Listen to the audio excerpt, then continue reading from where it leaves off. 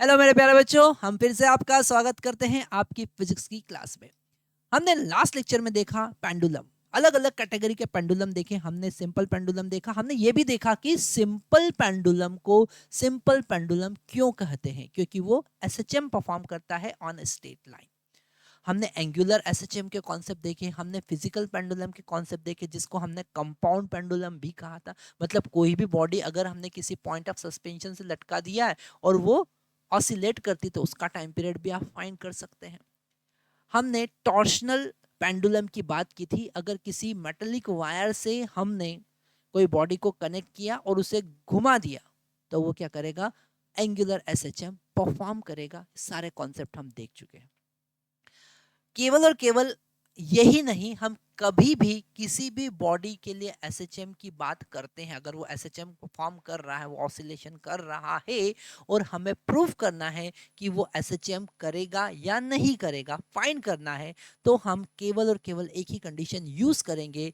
अगर acceleration is directly proportional to negative of displacement आया, ठीक है, आपने क्या किया? आपने फोर्स फाइंड किया, फोर्स से एक्सेलरेशन फाइंड किया। एक्सेलरेशन अगर डिस्प्लेसमेंट के नेगेटिव के डायरेक्टली प्रोपोर्शनल है, तो आप कहेंगे बॉडी एक्सेलरेशन परफॉर्म करेगी, और उसे general equation A is equal to minus omega square X से अगर आप कंपेयर करेंगे, तो ओमेगा स्क्वायर का वैल्यू फाइंड कर सकते हैं और टाइम पीरियड भी यहाँ पर फाइंड कर सकते हैं। उसी से रिलेटेड हमारी स्क्रीन पर नेक्स्ट कॉन्सेप्ट है motion of a ball in a tunnel through the earth. मतलब अर्थ के डायमीटर के अलोंग हमने कोई टनल बनाया और उस टनल में कोई बॉडी को हमने ड्रॉप किया, तो वो बॉडी एसएचएम परफॉर्म करेगी। तो आज हमें वो तो प्रूफ करना है कि वो एसएचएम परफॉर्म करेगी, और साथ ही उसका टाइम पीरियड भी फाइंड करना है। ठीक है, आप अगर पीवाईक्यू सॉल्व करेंगे तो डायरेक्ट इसी कॉन्सेप्ट पर उन्होंने डायरेक्टली क्वेश्चन पूछा था, टाइम पीरियड फाइंड करने से रिलेटेड। तो यहाँ पर सबसे पहले हम क्या करते हैं, हमने एक अर्थ कंसिडर किया। हम यहाँ पर अर्थ का रेडियस जो है वो आर कंसिडर कर रहे हैं, और इसके डायमीटर के अलोंग हमने एक टनल बना लिया। ये उसके डायमीटर के अलोंग हमने एक टनल बना लिया और उस टनल में एक स्टोन को ड्रॉप किया। ठीक है, स्टोन का मास हम एम कंसिडर कर रहे हैं। मान लेते हैं कि क्योंकि हमको वहां पर वेरिएबल कंडीशन लेना है, मान लेते हैं वो स्टोन अर्थ के सेंटर से एक्स डिस्टेंस पर है। कितने डिस्टेंस पर? एक्स डिस्टेंस पर है। तो हम सबसे पहला काम क्या करेंगे, जैसा हमने कहा कि जब कभी आपको प्रूफ करना है, आपको फाइंड करना है कि कोई बॉडी एसएचएम परफॉर्म करेगी या नहीं करेगी, तो आपको उस पर फोर्स फाइंड करना है, फोर्स से एक्सेलरेशन फाइंड करना है, और अगर कंडीशन फुलफिल होती है तो बॉडी एसएचएम परफॉर्म करेगी। तो हम यहाँ पर इस बॉडी पर फोर्स फाइंड करेंगे, और फोर्स जो लगेगा वो ग्रेविटेशनल फोर्स लगेगा, और किस केवल और केवल किस बॉडी के कारण लगेगा? जो इनसाइड मास है। ये जो हमने शेडेड एरिया बनाया है, इसका मास हम मान लेते हैं इनसाइड मास एम आई, और यही इसके ऊपर फोर्स लगाएगा, जैसा हम इलेक्ट्रोस्टैटिक में भी देखेंगे। जो 11th के स्टूडेंट है वो इलेक्ट्रोस्टैटिक में देखेंगे, और 12th के स्टूडेंट ऑलरेडी गॉस लॉ पढ़ चुके होंगे। तो यहाँ पर ये जो इनसाइड बॉडी है यही इस पे फोर्स लगाएगी, और ये इनसाइड मास जो है वो हमें कैलकुलेट करना पड़ेगा, और हम वो कैलकुलेट करेंगे total mass divided by total volume, that is 4/3 pi R cube into volume of inside, that is equal to 4/3 pi X cube. Okay, pi X cube. तो यहाँ से 4/3 पाई से 4/3 पाई कैंसिल हुआ।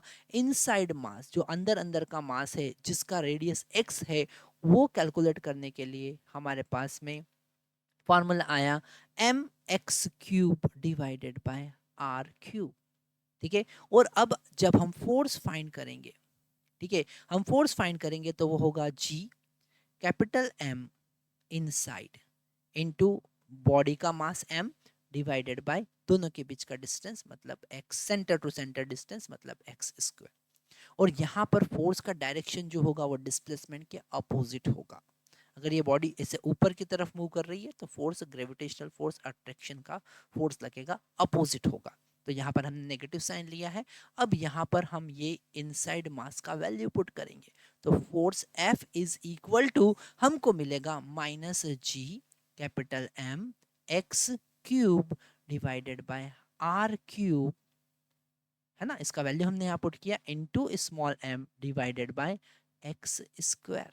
इसे आगे सॉल्व करेंगे तो इस फोर्स को हम लिख सकते हैं मास इनटू एक्सेलरेशन, क्योंकि जो बॉडी है वो मूव कर रही है तो उसका मास हमें यहाँ पे लेना है M A is equal to minus G capital M, okay, small M into X cube divided by R cube into X square. Okay, cancel करेंगे चीजों को, m से m कैंसिल हो जाएगा, क्यूब स्क्वायर से कैंसिल होगा, हमको मिलेगा acceleration is equal to minus G capital M divided by R cube into X. हमने यहाँ पर प्रूव कर लिया, हमने यहाँ पर प्रूव किया कि acceleration is directly proportional to negative of displacement. Acceleration is directly proportional to negative of displacement. अब आपको ऊपर देखना है, हम यहाँ पर जनरल इक्वेशन से कंपेयर करेंगे। एसएचएम तो प्रूफ हो गया कि ये एसएचएम परफॉर्म करेगा, क्या करेगा, एसएचएम परफॉर्म करेगा, क्योंकि हमने कंडीशन प्रूफ किया। अब यहाँ पर हम टाइम पीरियड फाइंड करेंगे, तो टाइम पीरियड होगा ओमेगा स्क्वायर। ओमेगा स्क्वायर क्या होगा, यहाँ पर होगा omega square is equal to G capital M divided by R cube. G यहाँ पर ग्रेविटेशनल कांस्टेंट है, universal gravitational constant. Capital M यहाँ पर अर्थ का मास है और आर यहाँ पर रेडियस है। अब यहाँ से हम टाइम पीरियड डायरेक्टली कैलकुलेट कर सकते हैं, जो कि होगा 2 pi root R cube divided by G M. Okay, so that is the answer. Okay, इससे रिलेटेड जेईई में पूछा गया क्वेश्चन है, एक बार आप PYQ देखेंगे तो उसमें इसी से रिलेटेड हमारे पास क्वेश्चन मिलेगा। तो ये वाला कॉन्सेप्ट बहुत इंपॉर्टेंट हमने देखा, जो थोड़ा सा एडवांस लेवल का है। और यहाँ पर हमने एक नया कॉन्सेप्ट देखा, उसमें हमने देखा कि इनसाइड मास ही फोर्स लगाएगा, और वही हमने यहाँ पर काउंट किया। ठीक है, नेक्स्ट लेक्चर में हम और भी एग्जाम्पल देखने वाले SHM के, तो आपको आगे के वीडियोज मिस नहीं करना है।